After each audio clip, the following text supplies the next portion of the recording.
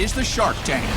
Everybody wants to be as successful as the entrepreneurs who close a deal with Barbara Corcoran on Shark Tank. Thank you, Barbara. My pleasure. But until it's your turn, Barbara gave us a list of tips on how you can turn your hobby into a paying job. Number 1, make sure that big idea of yours actually relates to your occupation. If you can invent a business that's related to what you see as a problem or issue in what you're doing in life, it's got a much better chance at succeeding. Once you have your big idea, move on to number 2. Think about the money. You got to stop and ask the most important question. Will people buy it? Oh, but everybody tells me, people say that it's a love. Everybody loves this idea. Did you ask them for a check? Did they give you the money, honey?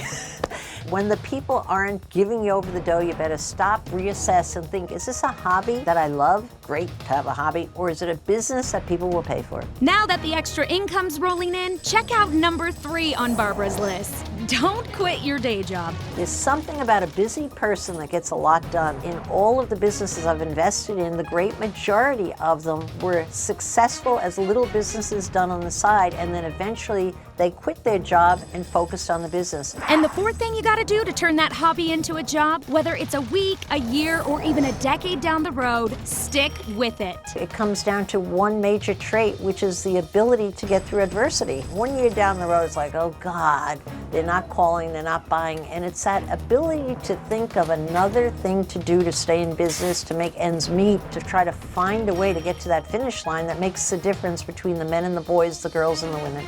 No doubt about it. Tips from a shark to make you a success. That's on our hit list.